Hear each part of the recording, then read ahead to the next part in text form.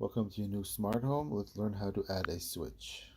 First step is to click on Edit, plus, Add Device. Now on the physical switch, I'm going to long press until the switch blinks.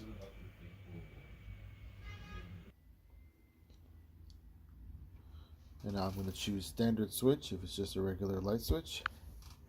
Give it a name. Call this Light 1. And I'm going to choose a room. I can change the room later, but for now we'll just call this Test.